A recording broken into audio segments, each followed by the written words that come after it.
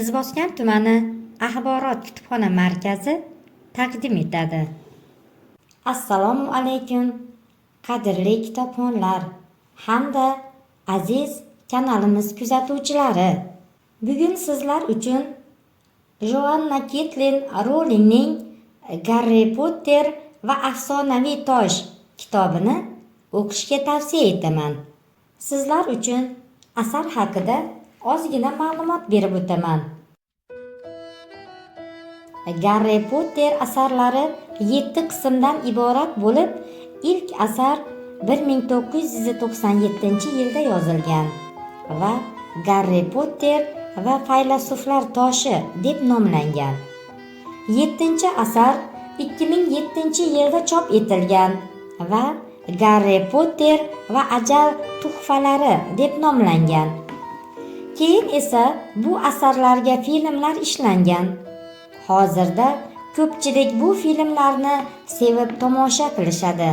2016-yilga kelib esa Joanna Rowling Harry Potter seriyasidagi 8-asar Harry Potter va la'natlangan bolalar asarini yozadi. Bu asar pyesa shaklida yozilgan bo'lib, hali ekranlashtirilmagan. Joanna Rowling juda katta bir olam kashf qilgan, yaratgan desak ham bo'laveradi. Bu olamda boy qushlar xat tashishadi.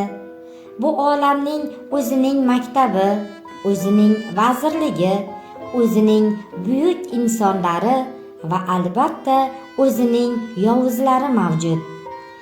Asar boshlanishi bilan sizni o'z ichiga qamrab oladi. Har bir bobni o'qish davomida siz bu olamga shunchalik bog'lanib qolasizki, voqealar rivojidan hayratlanasiz va bora-bora bu olam ta'siridan chiqa olmaysiz. So'ngsiz muhabbatni biz Severus Snape obrazida ko'rishimiz mumkin. U Garrining onasi Lilyni butun umr sevadi. Maktabdagi asosiy dushmanlaridan biri bo'lgan James Potter bilan turmush qurganidan keyin ham uni sevishda davom etaveradi. Keyinchalik ular o'lganidan so'ng ham Lilyni sevishda davom etib, ularning farzandi Garrini himoya qilib yuradi. Buni Severusning patronisidan ham bilsak bo'ladi.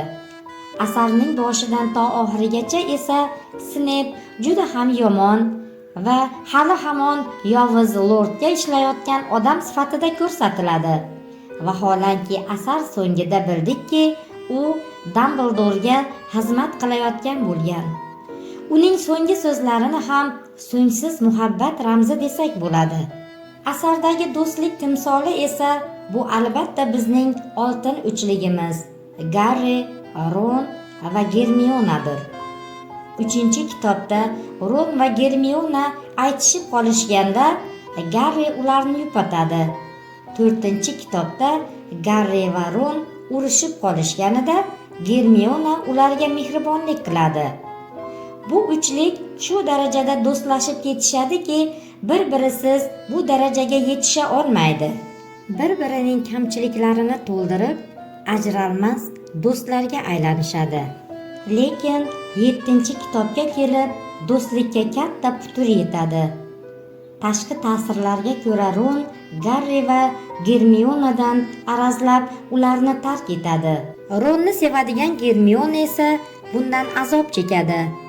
Harry va Hermiona o'rmonda jon saqlayotgan payt Hermiona shu yerda qolishni va birga do'stlar bo'lib qarishni Harryga taklif qiladi. Xulosa qilib aytganda, bu asarning filmlari bor va men shunchaki filmlarini ko'rib qo'ya qolaman degan kitobxon hayotidagi eng katta xatolardan biriga yo'l qo'ygan bo'ladi. Bu dunyodan siqilib ketgan, o'z-o'ziga sig'may ketayotgan insonlar uchun tavsiya etiladi. Bu asardan nima olishimiz mumkin? Biz bu asarda haqiqiy muhabbat, ishonch, do'stlik, mehr kabi tuyg'ular qanday bo'lishini bilib olamiz. Real hayotdan anchagina uzoqlashishingiz aniq. Lekin bu yerda maqsad sehrni targ'ib qilish emas.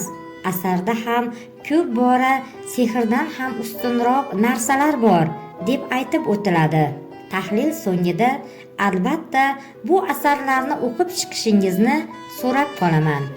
Aziz kitobxonlar, agar ushbu kitobga qiziqishingiz ortgan bo'lsa, Izboskan tumani axborot kutubxona markazimizga tashrif buyuring hamda ushbu kitobni olib o'qishingizni tavsiya qilaman.